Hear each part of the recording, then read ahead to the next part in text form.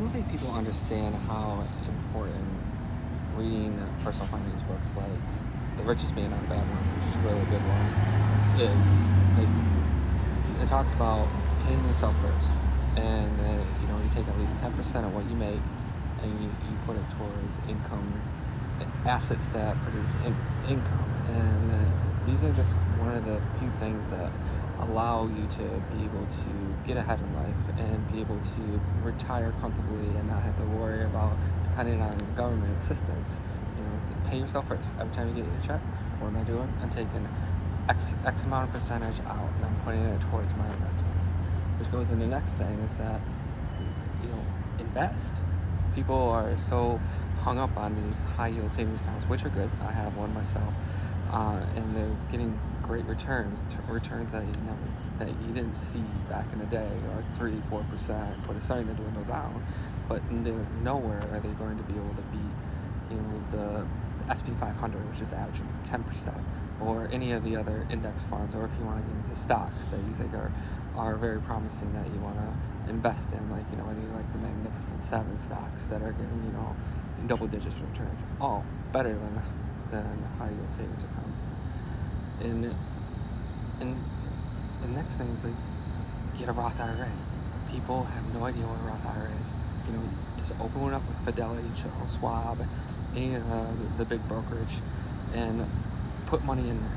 And from there, you invest into index funds, whatnot. All that money you go in there is already been taxed from your paycheck, and all the gains are going to be tax free. So starting that, the blueprint is, take money out for your 401k, and if your employer allows you to do so, take the match, and then max out your Roth IRA. Right now it's at $7,000 now, and then after you max it out as fast as you can, and then then go back to your 401k, whether you want to do tax deferred or Roth. It just depends on your situation, and then max that out, and then open up a taxable account, and then start putting money towards that.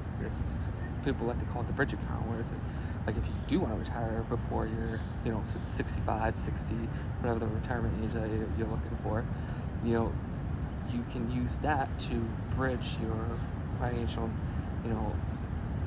needs of living and things like that through that. And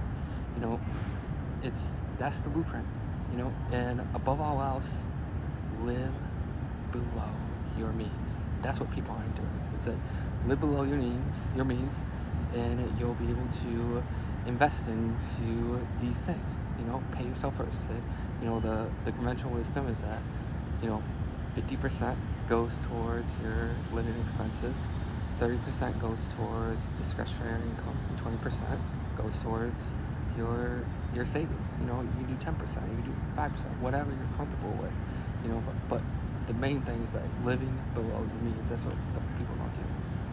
Really, that's simple. Just consistency, stick to it, and as long as you stick to it, you formulate a plan, do reverse engineering.